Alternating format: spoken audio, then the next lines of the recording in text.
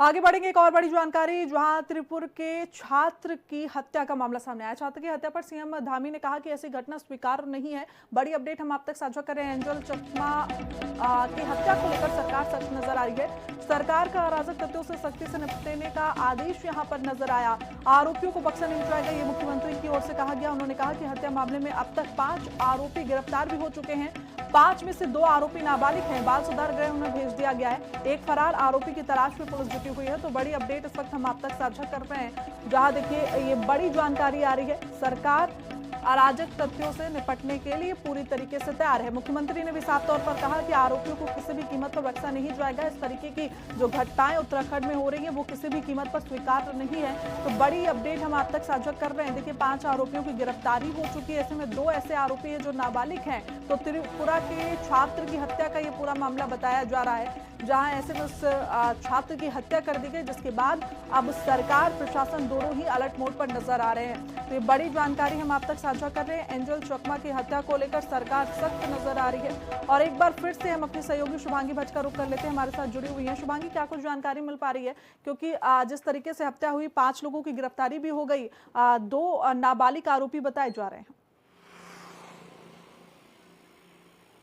बिल्कुल, देखिए त्रिपुरा का रहने वाला ये छात्र यहाँ की एक यूनिवर्सिटी में पढ़ता था और एमबीए का फाइनल ईयर का छात्र था। 9 दिसंबर की वारदात है, जब वो अपने भाई के साथ बाहर निकलता है कुछ खरीदारी करने के लिए, और अचानक कुछ लोग वहां पर आते हैं जो उस पर नस्लीय टिप्पणियां करते हैं, आपत्तिजनक टिप्पणियां करते हैं। और जब वो उसका विरोध करते हैं तो उन लोगों के द्वारा उस पर हमला कर दिया जाता है, चाकू से उनको गोदकर उसकी हत्या कर दी जाती है। जिसके बाद देखिए कुछ दिनों तक तो वो घायल रहे, 17 दिन तक अस्पताल में उसका इलाज चला, लेकिन उसके बाद उसकी अब मृत्यु हो गई है। त्रिपुरा जो है उनकी डेड बॉडी जो है वो भेजी गई, लेकिन अब उनके चाहे परिवारजन हो या फिर जो लोग उनके क्षेत्र से जुड़े हुए लोग हैं, जो छात्र संगठन है, वो लगातार केंद्र से भी ये मांग कर रहे हैं कि इस पर जो आरोपी है उन पर सख्त से सख्त कार्रवाई होनी चाहिए। राज्य सरकार से भी उन्होंने मांग की और ऐसे में मुख्यमंत्री ने इस पूरे विषय को गंभीरता से लिया है। मुख्यमंत्री ने साफ तौर पर कहा है कि जो लोग इसमें संलिप्त हैं और जो अभी फरार चल रहे हैं, पुलिस को निर्देशित किया है कि जल्द से जल्द उनको ढूंढ लिया जाए। जो आरोपी, जो मुख्य आरोपी है जिसने हमला किया था, 25,000 का उस पर इनाम रखा गया है और पुलिस जल्दी से जल्दी उसको ढूंढने की कोशिश कर रही है। अभी तक 5 लोगों की गिरफ्तारी हो चुकी है, जिनमें से कुछ लोग जो है नाबालिग हैं, उनको बाल सुधार केंद्र में भेज दिया गया है।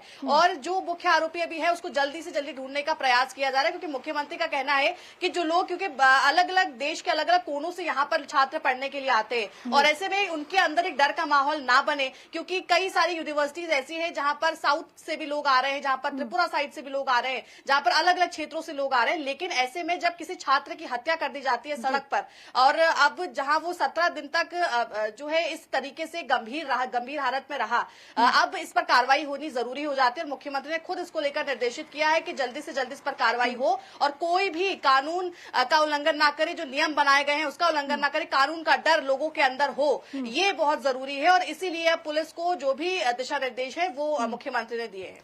बिल्कुल शुभांगी, जिस तरीके से मुख्यमंत्री अब पूरे मामले को लेकर अलर्ट नजर आ रहे हैं, साफ तौर पर जो संदेश है वो भी आपने बताया, और ऐसे में 5 गिरफ्तारी भी हो चुकी है। लेकिन अभी तक जो गिरफ्तारी हुई है, प्राथमिक जांच की अगर हम बात करते हो, तो उसमें क्या कुछ निकलकर सामने आया जिससे ये पता लगाया जा सके कि इस हत्या को आखिर अंजाम क्यों दिया गया?